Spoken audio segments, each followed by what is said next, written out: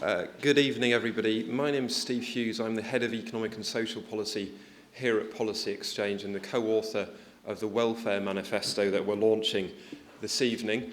You should find a copy of the Welfare Manifesto on your chairs or at the back of the room if you don't. They're this bright, lovely orange colour, so you can't really miss them. But please do take a look, and it's going to be the subject of tonight's talk. One slight technical issue that we might have to deal with during the course of the evening is the fact that the frequencies of the microphone seem to be interfered with when we were testing earlier. So if you hear spontaneous rounds of applause, it might be coming from over the road. So just to warn you. When you say over the road, you don't mean Downing Street, do you? Unfortunately, I don't think so. We've undertaken an enormous amount of work over the last kind of 4 and 5 years on welfare policy as an organisation, and the Welfare Manifesto is really a compilation of all of that work that we want to put forward ahead of the general election in May. It's obviously a controversial topic and a big topic leading up to the general election, and a vast area of public policy. And we've seen today speeches from the Secretary of State, the Shadow Secretary of State, contributions from organisations such as the Institute for Fiscal Studies and the JRF as well. And what we've done is put together this document. We can't cover every area, but we've covered some of the most important areas, such as how to improve employment support, how to improve the sanctions regime, and how to restore the contributory principle into the welfare system as well. Feedback is always welcome on our work, so if you have any comments, then please do email me, do get in touch. And if you're a tweeter, then please do use the hashtag this evening, which is hashtag Welfare Manifesto. And please do comment on the work as you would. Criticisms and praise equally welcome. And the final thing to say would be that we're not the only unit in Policy Exchange producing a manifesto. We've already produced one for our technology unit, and in the coming weeks you'll see one from our education unit and also one on economic policy as well. And the final thing to say is to offer my personal thanks to the Right Honourable David Blunkett for coming to speak tonight, and to Allegra Stratton for chairing as well. Hope you enjoy it. Thank you very much.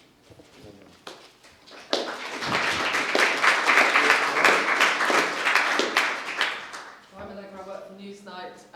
David Blunkett, I always want to call you Lord Blunkett, but I suppose that's on the horizon. No, I've never known anybody who's actually predicted they're going in the place get there. So Indeed. You are standing down. You entered Parliament in 87, so that's a near 30-year career. In 2005, you were Welfare Secretary, or Work and Pensions Secretary, and then you launched 8 principles for welfare reform. You're now going to give us a speech, but I'd like to know afterwards the extent to which those 8 principles are still standing or have been addressed in the last 10 years. I'll think about that while I'm speaking. Indeed, good. Shall I? That'd be Multitask. very good. Thank you very much. Right. Well, the first thing to say, when I found where we are, There it is.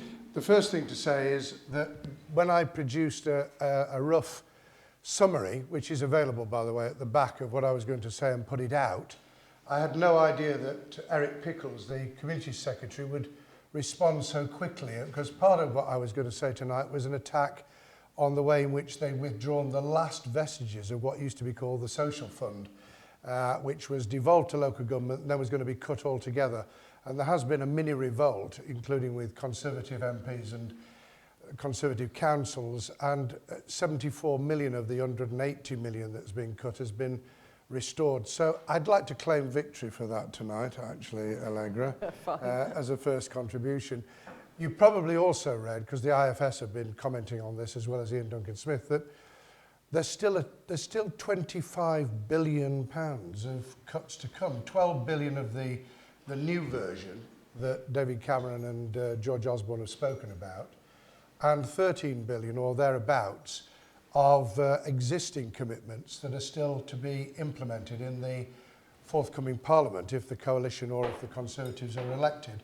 And I think it's just worth bearing that in mind, actually, that we are talking about only 40% of the overall cuts as part of the austerity measures that have already been implemented, which leaves six out of every £10 still to be put in place. And when people say, oh, well, it hasn't hurt all that much, I'm reminded of the the Ukrainian peasant who managed to sell his mule on the grounds that it would work at least for a week without being fed, and somebody bought it and it carried on working for 3 days, 4 days, 5 days. He thought, this is a terrific deal.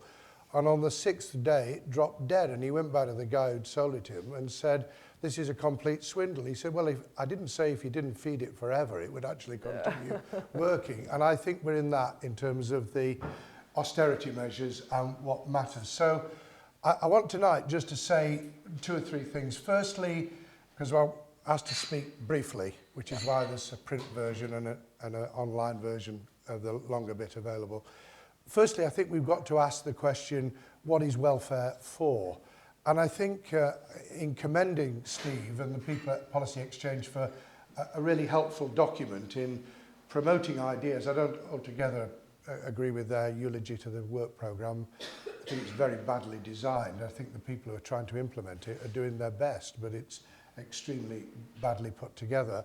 And I'm very worried about anything that opens the door to regionalisation of the amount of benefit that people are entitled to, although I do understand the challenges in London. But what is it for? And we often feel, and it's often displayed, particularly by Ian Duncan-Smith, whose commitment I don't question, because I've had debates with him over the years, but often it's a safety net. It's people have fallen through the cracks, and I don't think that's what the welfare state should be about. I don't think that's what the benefit system should be about. I think it should be about creating a trampoline that allows people to create for themselves a way out of dependency, a way of stimulating people to understand that work is the best form of welfare, and it is, and that we should make it as simple as possible, but whilst accepting, and if you like, the points that have been laid out in the Policy Exchange Manifesto, there are 5 of them, there were 8. I dug these 8 out from 2005. I'd probably have only made it 5 or 6 now, but I obviously had considerable verbosity at the time, so it had to be 8, and I didn't want it to be 10, because that was too many. Spelt out very clearly that the welfare state and benefits should be part of a flexible labour market and part of an economic policy that helped people through rapid change. So part of the values we should be espousing is that it isn't just for those who have hit the bottom. It is about helping people to cope with what is the impact of globalisation. The very substantial changes here in America obviously have greater flexible labour markets than anywhere else in the world, but it comes at a price. And if you can help people cope with that change and the fears and the insecurity that it brings, you're more likely to get a positive response from people. So that underpins what I'm about.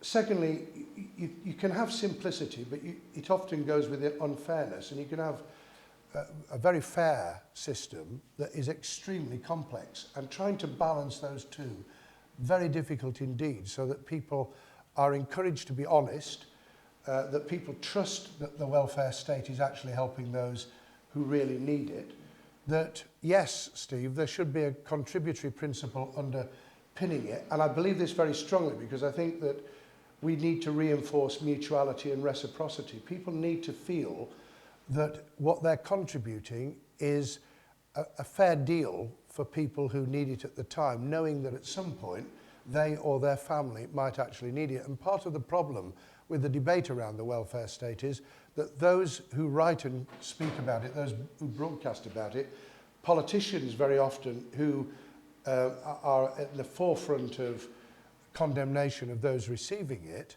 are very unlikely to have actually been dependent on the benefit system themselves. And I think it does lead to some considerable misunderstandings.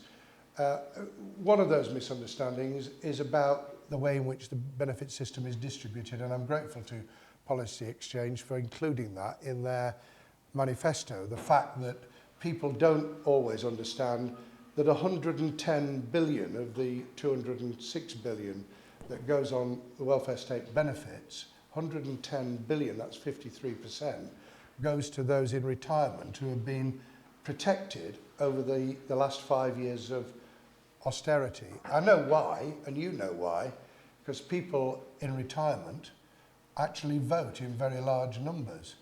And people between the ages of 18 and 30 don't. And of course, children don't have the vote. When John Hills, a week ago, with, not just from the LSE, but with the University of Manchester and the University of York, pointed out the impact on children, including a quarter of the money going into the foundation stage, which is absolutely crucial to the future of each individual child and of our country. A quarter has been cut over the last 5 years with the demolition of Sure Start. Of course, that's been accompanied by the removal of the education maintenance allowances, the setting aside of the Child Trust Fund, which would have provided a nest egg, a capital sum to try and help reduce the capital asset divide which exists in this country and is accelerating. Those things have now disappeared, and therefore we're left back on the bottom line that I was describing a minute or two ago of a welfare state dependent on picking up pieces rather than helping people through them. And I ought to just say this as well. A week ago at Prime Minister's Questions, when one MP stood up to ask the Prime Minister about John Hill's work, the government benches hissed and booed when the word academic was made. Now, I know that we've always had a history of anti-intellectualism in this country, but booing the word academic takes the biscuit. And it particularly does when that work was undertaken by 3 prestigious universities with people who are generally trusted by everyone apparently, except those sitting in the House of Commons. So we've got a challenge. We've got a challenge about whether people understand the system and where the bulk of the money is going. And another 25% goes on tax credits for people in work out of the 206 billion. So we're talking about very large sums of money. 1.7% goes on out of work benefits for the unemployed. 0.7%, again, Policy Exchange point this out, 0.7% on fraud out of the whole lot. You get things back into some sort of balance. On the other side, however, if the welfare state is not enabling, is not a support system for change, then you will lead to a situation where people can exploit people's fears and their trouble about their money being transferred to someone else, which is why reciprocity is such a vital element, and can we build it in? There is a contradiction here again between a national system which is administratively efficient and, for instance, with the universal credit, which I support in principle, but is turning out to be a disaster in terms of trying to implement.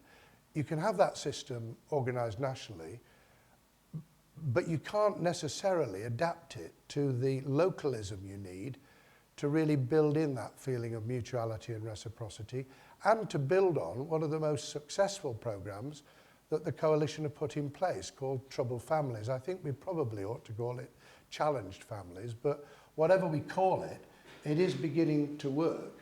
And I hope that whichever government is elected, and I hope it's mine, from May the 7th, will adopt and adapt that system, because it builds on a programme called Family Intervention Programme, which the Labour government didn't shout about.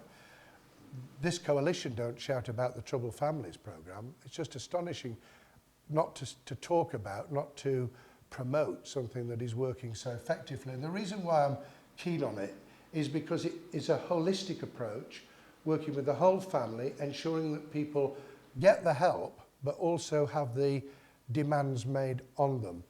And what we need, I'll speed up a bit, Allegra, so we can open this up. What we need is to have a system which has built into it earned entitlement, and Rachel Reeves and with her immigration hat on, Yvette Cooper, have both espoused earned entitlement, and I think it's a crucial element, and conditionality, because welfare benefits transferred from other people's earnings isn't an ATM machine, it's a contribution to a civilised society. and therefore we need to build in conditionality. But we also need to challenge stereotyping, and above all, we need to challenge those who think that it's entertainment on television to either ridicule or then promote to celebrity. The idea that Deirdre Kelly should become a celebrity on the back of so-called Benefit Street is a disgrace. Mind you, the production company is called Love Productions. That's a bit like Stalin calling Pravda free press. So, you know, takes your money and pays your choice. So tonight, I just want to promote some ideas around conditionality. The Prime Minister said we should take away housing benefit from 18 to 21-year-olds. I would say don't take it away, make it conditional on a whole range of options for 18 to 21-year-olds that mirrors the kind of thing that we had from 97, which was called the New Deal, where you had the options of volunteering, of taking a job, of going into training or education. I think we should make that a prerequisite for people receiving that kind of help. We should, for instance, ensure that if there is going to be a debate, and again the Conservatives have indicated that they would like to do this, to remove child benefit from those families who have more than 2 children, why not actually say that after 2 children, there should be some precepts built in. They don't have to be heavy and administratively difficult. If children aren't attending school, then that should be a carrot as well as a stick in terms of getting children to attend. It might be that families are struggling and they need money advice, or it may be that they need to be encouraged onto a training program. What about older people who have been protected entirely from the austerity measures? Why should someone who is still working and earning well stop paying national insurance when they're 65? Why should somebody at the age of 60 receive all their prescriptions free, not just the ones? I ought to just spell this out, because in the written material that went out to the press, it was clear, but God bless the Times, they managed to get it wrong. I'm not advocating that people on long-term medication should not have it free, or people on low earnings should not have free prescriptions. I'm advocating that we should examine whether people over 60 should get everything free, irrespective of whether they're on long-term medication or not. It's a nonsense that I should get a free prescription to buy things that I could buy over the counter. And I just think we need to challenge that. I also think that instead of lopping off the top of those receiving winter fuel or Christmas bonus allowances, we should simply include it in the tax system. I think it's administratively simple, and I think it would be fair. It is an income-related benefit. It is about helping people to cope. So just include it in the tax system. And I think, slightly more controversially, we might do the same with the free television licence. Just presume that people are watching a telly. There will be people who claim they're not, living in a cave somewhere in the Peak District, but it's quite unlikely. So we could include any kind of in-kind benefit in that direction. In other words, we have a system that actually says, instead of punishing people, we incentivise them. We're alongside them, but as a result, we then demand something in return. And I don't think that's unfair, because it is somebody else's money. And I think that puts the debate about the future of welfare on a better footing, and it challenges anyone who thinks that giving away 7 billion of tax relief after the next general election, taken from the very poorest, is fair, or in the long run, a very sensible thing to do, because we do create the kind of society that we have to live in. We shape it, we nudge it in the latest terminology. We are, in fact, engaged with people's psychology. And therefore, what we say and what we do has an impact on the way in which people see themselves, see those around them, behave towards other people. And if you want a society that turns on those in greatest need, and I'll speak in March at the Jack Ashley Memorial Lecture more about what's happening to people with disabilities, which I rarely speak about, but I have every intention before leaving the House of Commons to do so.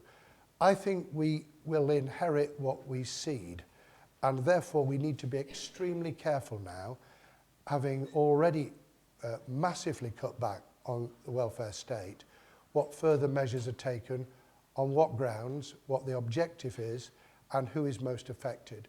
And if we could get this right, we could have a rational debate which Policy Exchange are contributing to. I thank them for it, and I thank all of you for coming along this evening. Thank you very much.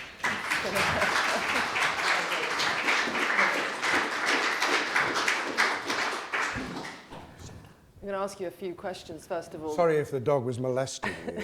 No, I was more worried about the glasses of water. This government, or rather the Conservatives, have said in the next financial window that they need to take 12 billion out of welfare. You obviously, from the comments you've made, you think we might be at something of a tipping point. How much do you think Labour, what proportion of that do you think Labour could agree to? I think they could agree to those elements, some of which I've spelt out tonight, which actually are not inimical to fairness, that actually can be seen to be spreading the load, particularly, given that I am over retirement age, those in retirement but are on reasonable incomes. And actually, when I speak to people, they think it's fair as well. I don't think we should presume that older people are as resentful and bitter and twisted as some people think they are. And I think we should give them credit for believing that if there are going to be another round of reductions in spend, that shouldn't be spread more fairly across generations. Because one of the principles of welfare reform back in 2005 was that we needed to be fair between the generations. But as someone who's been in government, and you're a numbers man as well as a words man, do you think that there are Labour cuts that could get you to 12 billion, or do you think it's not possible? No, I don't think it is possible to raise a further 12 billion from welfare cuts. I think we need to be mindful that thanks to quantitative easing, not to austerity, we have a much better employment rate than anyone could have envisaged 5 years ago. And there's no point in ducking that. It's partly, of course, because of 0 hours. It's partly because of part-time working and pseudo self-employment. But nevertheless, even if you take those into account, the flexible labour market has delivered in a way that might not have been envisaged. So there will be changes that will increase employment, particularly for young people, that will then yield an income. Of course, the lower inflation is, the less you get in from VAT. The last two Tory governments have increased VAT, by the way, and got away with it. So just to be clear... Heseltine did it when he abolished the poll tax and pocketed 3 billion and spent the other 3 billion on cushioning the council tax. But in terms of what Labour government, and there might be one, you think they could get possibly 6 billion? No, I don't. I think that we're talking in the realm of 2 to 3 billion pounds. And I don't know, I mean, we all know that if we can accelerate growth, then we can get greater income coming in to the government. Yeah. We're bound to. And tax revenues rather than cuts is what we should be looking to. Some of it can come from, those who are not paying tax, particularly in the business community. Very interesting statistics in the Financial Times today, worth looking at in terms of corporate tax as opposed to individual tax, and the way in which the previous and the present government have tackled this. For those who haven't seen it, substantial emphasis in the last 5 years on individuals being tackled, substantial in dare I say this now, with the kind of absurd debate that's going on, with trying to get corporate entities to pay their tax.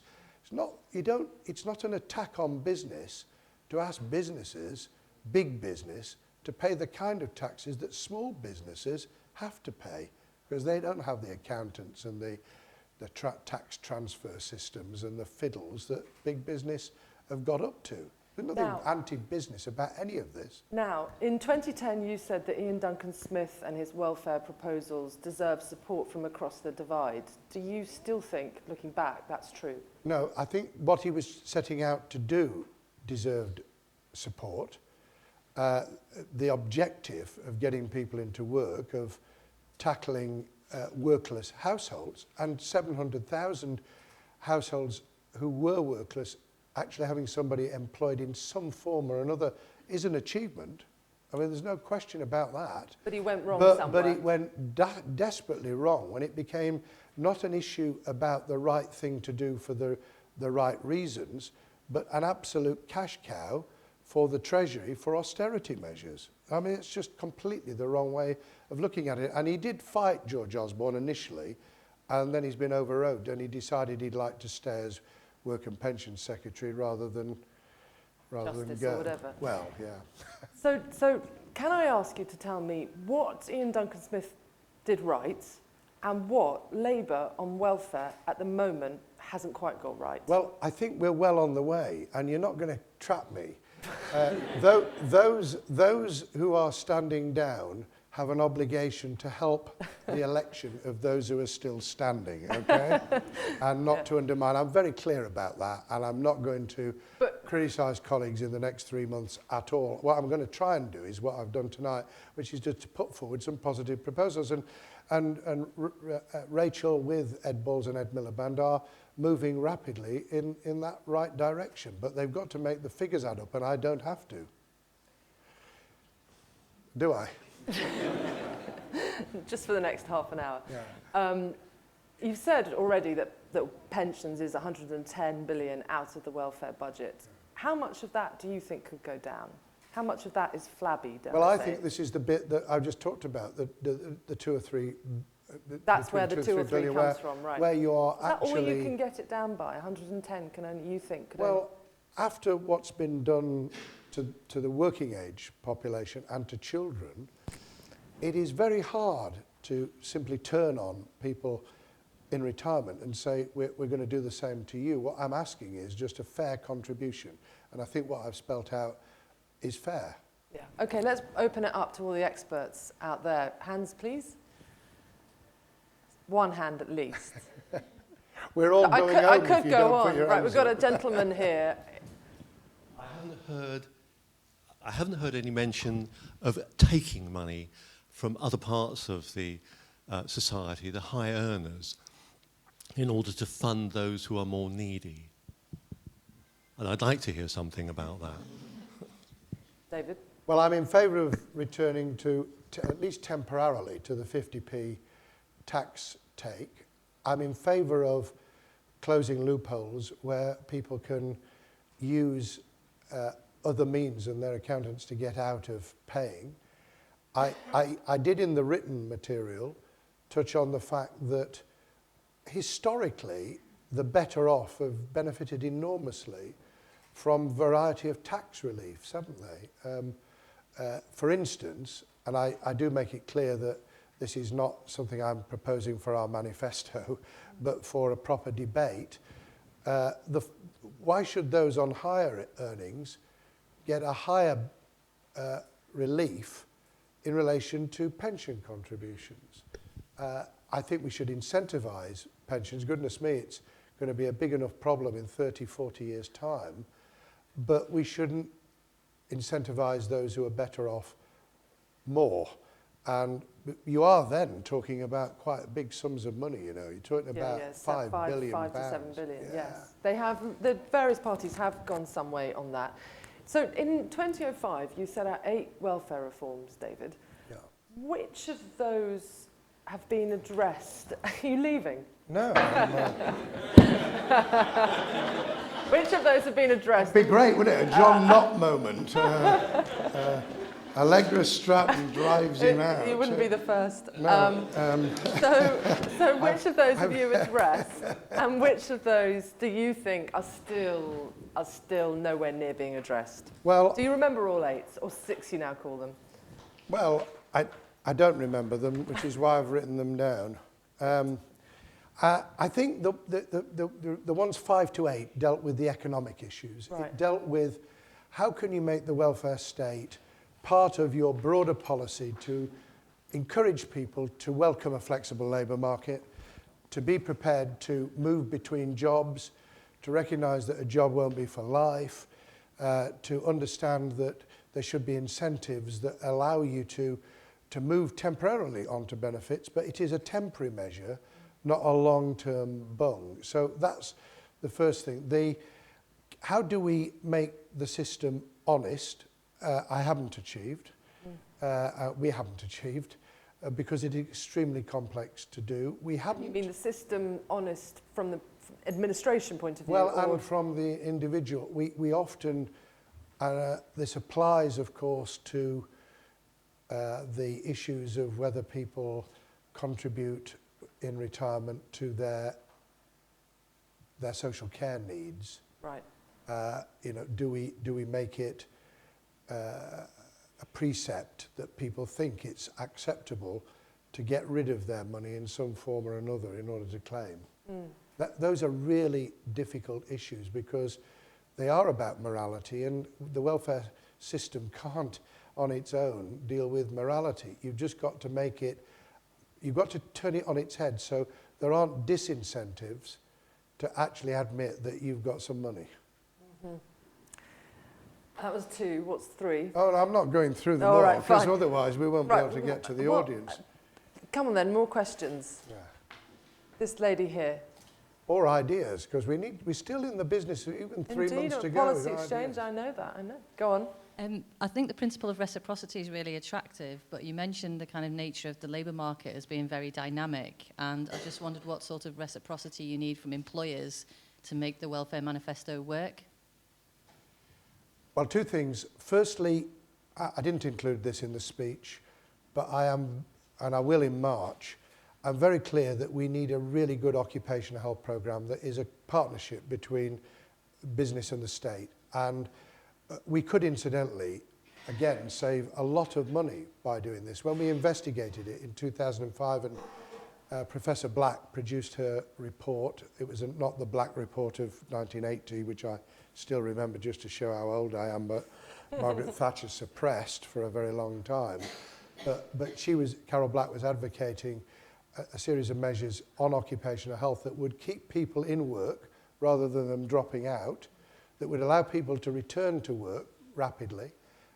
All sorts of experiments going on, but they just need scaling up to make it, putting someone in a GP practice who can work on this, referring people quickly to various therapies, including physiotherapy and chiropractors.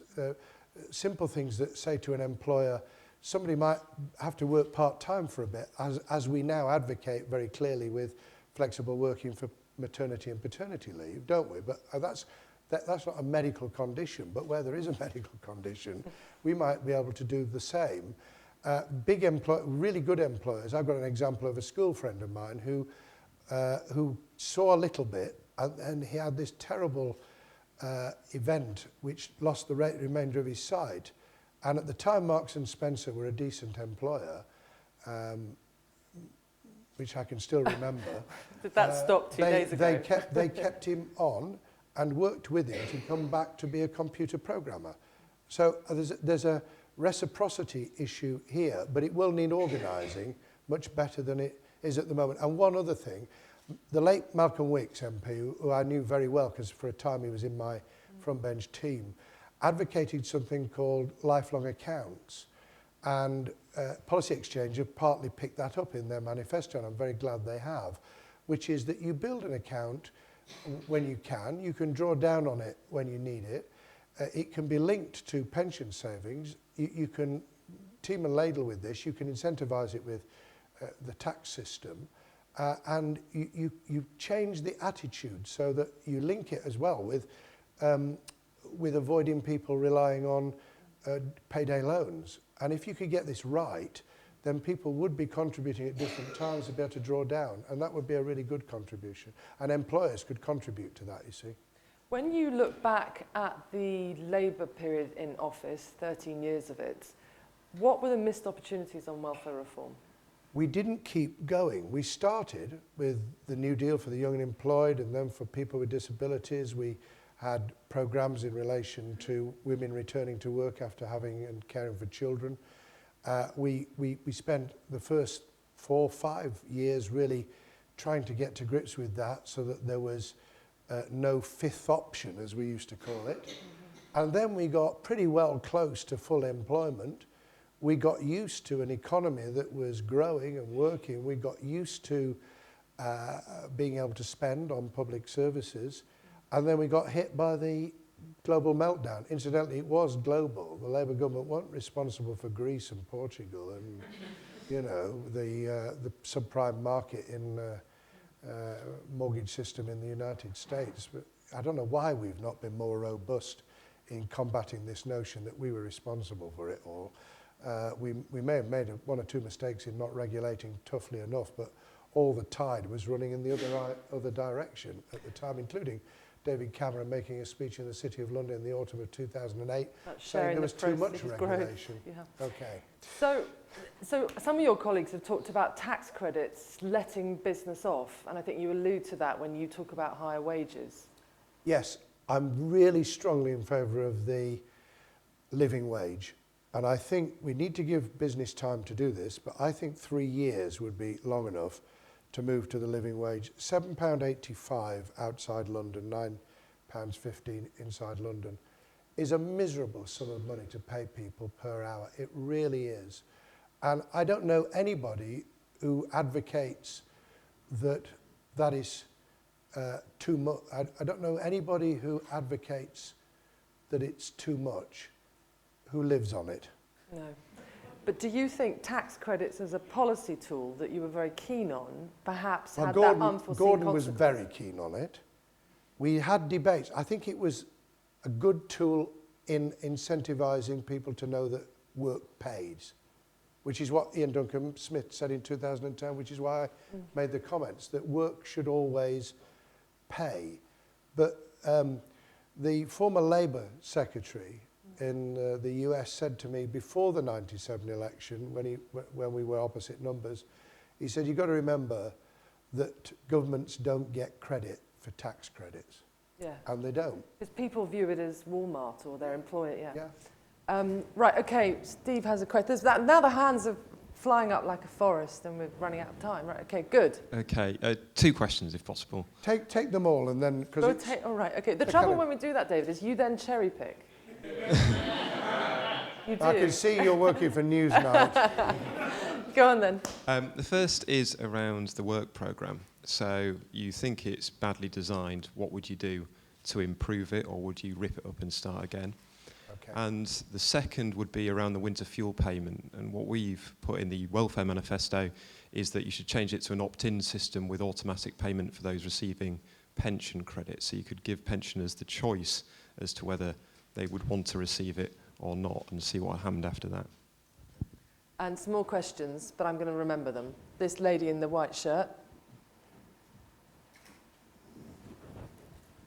Hi, yeah, I was concerned or interested in when my generation becomes of pensionable age, obviously the pot is going to need to be a lot bigger to pay out. That seems to be counterintuitive towards the expansion of higher education and the number of graduates that are within the education system and therefore not contributing into that pot now. That's an interesting question. Right, good. And one more, and then we'll do another round. This gentleman in the front with blue jumper. Chris Belk, what's your views on saving pension money by raising the pension age faster? I mean, we're all living a lot longer now, and I can't see any logical reason for not moving quickly. Well, the last 2 questions really go together, don't they? Okay, fine. Well, you answer them. Well, the last 2 questions really relate to how long are you paying in? How long are you contributing? And the more we raise the pension age, and it's being raised to 68, and I support that. I am 68 in June. I support that because the nature of work, on the whole, not universally, but on the whole, the nature of work has changed. People who worked in the steel industry and the mining industry in my area were half dead by the time they were 60. I remember my mum and dad, you know, struggling, and they were the equivalent at 60 what we are at 40 now. And so there's been a change, and I think we will need successively to work longer. It may be part-time, it may be a different job, which is why I think the flexible system is important, that people might change jobs towards the end of their working life, but carry on doing something. Funnily enough, and although he's been critical of my party, the DIY store, were actually instrumental in helping to bring people back in on a part-time basis who were over retirement. So that would deal with the question of more people being in higher education longer and therefore deferring what they put in. I was very proud in 2005 to have agreed with Adair Turner the proposals in that commission, which Tony agreed and eventually Gordon agreed. It was a big struggle that we should have auto-enrollment, i.e. everybody has to enrol. I still don't think we're asking business to pay enough. I think it's 1% initially and then 3%. I don't think that's enough, because in the end we pick the pieces up down the line, all of us, don't we?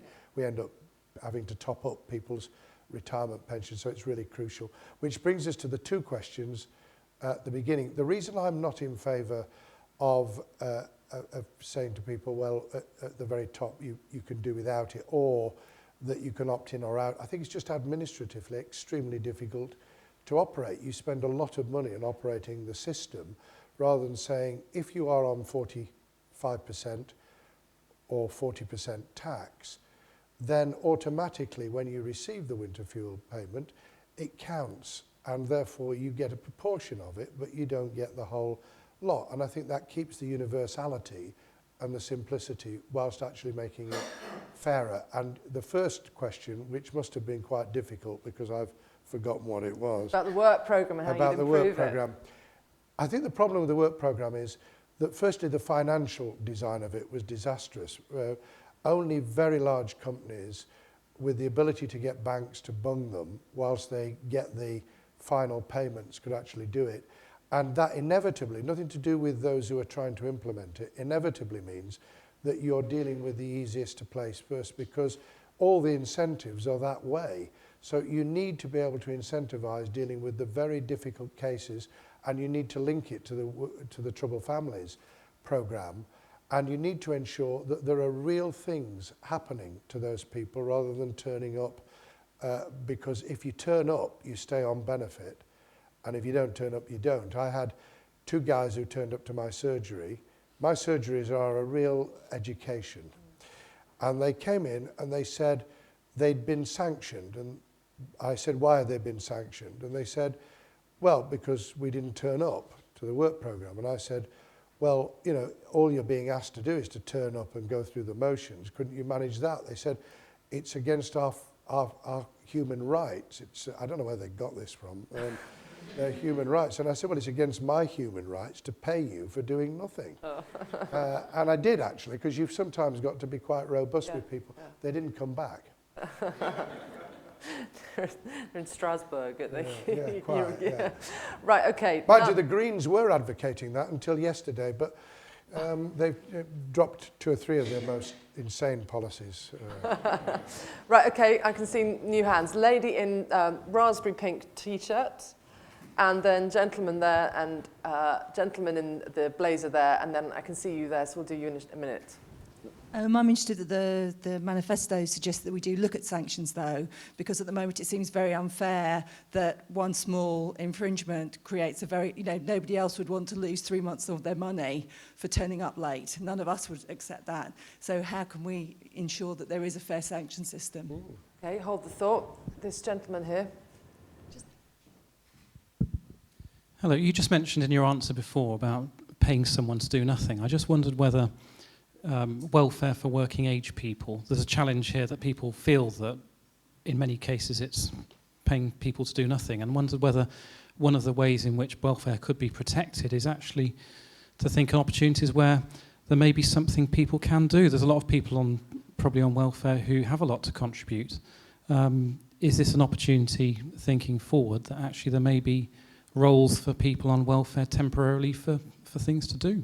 Right, and then this gentleman next to the cameras. Hi. So we've seen business has been a big issue this week, and we all agree that immigration and economy is going to be a big issue for the election. How big an issue do you think welfare is going to be, and do you think that Labour have got some vote-winning policies? Okay, on the first one, I think that it's really important to have a defined personal advisor, as we used to call them. They're sometimes called something different now. Someone who's responsible for your well-being, your case, if you like, and can monitor that and has sufficient flexibility. There's something called the Flexible Support Fund, which is not flexible and doesn't offer support. And if it were genuinely in the hands of someone who was properly trained and accountable for what they did and actually looked after a caseload, then you might actually sanction someone for the week they didn't turn up rather than take away for a long period of time and actually end up with the disincentive to re-engage quickly with the system. And you might actually, I mean, Nick Clegg rather crudely called it about a year ago, the alarm clock Britain, which by what he meant, of course, was the people you were referring to, which is people who resent deeply the person down the road who doesn't get up. Now, there aren't that many of them, actually, honestly, but they do cause disproportionate resentment, and we do need to deal with it. But as with children whose parents don't get up and don't get them to school, somebody going and knocking on the door and somebody actually saying, can we work out what you're playing at, why you're not doing this, and are there positive ways we can help you, as well as negative. Even, you know, we used to do this, give people an alarm clock. You'd give them some more technically You've got an alarm thing. clock on your phone. Yeah. Well, they usually have phones, don't they? Yeah. Even the poorest person. It's a bit like tellies used to be when I was a child. We didn't have one until I was 13, but, you know, most people had a telly, and then most people had a fridge. Most people now have a mobile phone, so there's very little excuse except they'd say that the battery ran out. You know, because I was brought up on an estate where, you know, the peer group pressure actually meant, sometimes it was quite vicious, but the peer group pressure meant that people had to get up and do something, because otherwise somebody would be knocking on their door. And that's what we've... And have we lost that? We've lost part of that because we're a more individualistic, isolated society, aren't we? People in the big factories that I grew up with, that kind of, it was a society. It was people mutually working together and having pride in what they did and in themselves and in their family. And government can't simply wave a magic wand to restore that, but it can help, which is why I was talking earlier about the psychology of welfare, that it's got to be the right way around. I'll answer the third question, which was much broader. The second question was again? This gentleman here, and it was about people on welfare perhaps actually have, well, obviously have a lot to contribute. Yeah, and I'm very keen indeed that we should link people initially, if they've been out of work for a long time, with something positive like volunteering. Just to find that by contributing to the well-being of somebody else, their self-esteem and their confidence rises. It's a proven fact. Community service volunteers for young people that I was involved with for many years as a trustee, Princess Trust, others, have actually shown and demonstrated without any doubt whatsoever that when you get someone engaged in doing something good, their pride in themselves, their self-belief is increased, and then they become amenable to suggestions of training courses, of work, and supporting, by the way, supporting small employers in taking people on, because you can't just say to a small employer, would you take this person on who's not worked for about 2 years, who can't get up in the morning, who can't put 2 words together? You've got to work it through with them, which is why that should be part of the work programme.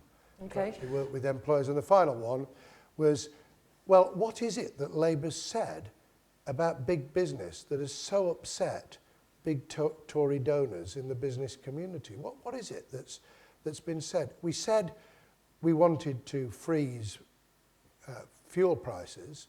Actually now the issue is how much fuel prices are going to come down with the drop in gas and oil prices on the world market.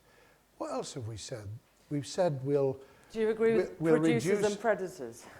Do we what? Do you agree with there being producer and predator capitalism? Well, the Archbishop of Canterbury, who was in the business himself not so long ago, has said so. The Governor of the Bank of England is concerned about it. Even the more sensible Conservatives are concerned about predator capitalism, where people on an international scale exploit national governments' policies and fail to pay their taxes. But that's not an attack on business, that's an attack on extremely bad business. But the gentleman's question was, does Labour have the right policies on welfare for the election? Oh, I thought it was on business. No, that was your preamble. That was the preamble. It was. Yes, I said earlier, I think we're getting there rapidly, didn't I? But not there. Well, until we see the manifesto, Yeah. we won't be there. You know, and I think they're wise to make sure that everything's watertight, costed, and implementable, practical. I'm here tonight as a thinker, as a promoter of ideas, and as an old codger, really. But what you've said, just to be clear, is you've said you think that there's maximum 2 to 3 billion that can be taken out of that welfare Extra, budget. over and above what's already in the pipeline, for goodness sake. Yeah. Not we're talking about the 12 billion, but as I've already said, there's still a tranche of this massive austerity programme, including welfare, that's not yet bitten, that's not yet Can I ask you what you think about the benefit cap? I think it's a great political ploy. I mean, you know, it's invented to have an impact on the electorate, and it has. What's the effect been? The effect has been to say, quite right, we're earning, and we pay taxes, and if we're having to struggle to get up at 6:30 in the morning, why should a family be able to draw all these benefits? Now, part of that, of course, is the perversity, historic perversity of the housing benefit system. But do you think the benefit cap is therefore right? Apart from it being employed, do you think it's the right policy? Is it fair? I think it appears fair whilst being unfair to individual families, which is why I come back to it again. I would link these other stick policies to the Troubled Families scheme, because you should be saying, if there's a problem in terms of people drawing down on that level of benefits because of that level and number of children, that housing benefit outlay because of where they live, and we do want people, by the way, to live in places where they can get to work, including in other people's houses nearby. You know, I think the middle class who are paying for domestic help should start raising their voices a bit about how far it is that I nearly said the wrong term, the domestic help are having to travel to get to look after their children or clean their houses. So just to be clear, did you voted for the benefit cap? Yes. Right, there's 3 more hands, or that's, well, probably got time for as many as want to ask questions. There's a hand, I can't see anything apart from the hand. There, this gentleman here, and then there's 2 on this side, and a lady at the front. Okay, let's do those 4. Thanks. You talked a little bit about business just there, and earlier on I think you mentioned meagre wages and you know how wages could be higher and how business could pay more toward something else. Would you sort of send that same message out to the small business owner who's sort of employing a handful of people and really perhaps not making that much out of it themselves? You know, what's that differentiation between big business and your small business owner, and how would you split the two? Very good, and then lady at the front here. Okay, you talked about intergenerational fairness in welfare, which I agree with. You also made a reference to social care and payment for social care. Do you think that it's time that older people made some direct contribution to their future social care costs, and that wealthy pensioners in particular who are liable for tax on occupational pension perhaps might pay something additional like national insurance on their occupational pension in order to fund future social care costs, which are higher the higher up the social class system you are, because you live longer and have greater social care costs? Okay, 2 more, and then I think that's probably it. Thanks. Do you think Job Centre Plus is fit for purpose? Great. Last one. Same question, actually. Good, that helps. Work programme seems to be failing the hardest to help. The hardest to helps don't trust very easily, and Job Centre Plus don't seem to build trust. So, same question. All right. Backwards. I was responsible for the Employment Service and the Social Security Service coming together in Job Centre Plus. It hasn't entirely worked out as we intended. It was supposed to be a seamless service with a one-stop shop. It was intended that it should link to other programmes in the not-for-profit as well as the private profit sector of employment and to other opportunities for training. And that's why I'm very strongly in favour of a personal advisor with a budget that they can spend on getting the person into the right niche to get them back to work. The experience that I see, and I've been involved in the last 3 years in a very small charity trying to help young people link up the system, try to make sense of the system and the different offers, is that the bureaucracy just doesn't work. I mean, it doesn't do for the young person what is required. There's no person looking after them. There's no link up so that there's a very clear game plan, a future plan, a personal plan for that individual that then is monitored and followed through, and which can be incentivised in the way I described earlier by not taking benefits away, but by making them conditional on following through on that plan. I don't think that's an unacceptable thing to do. So we need to take a rapid look at the operation of Job Centre Plus and its interface with the rest of the system.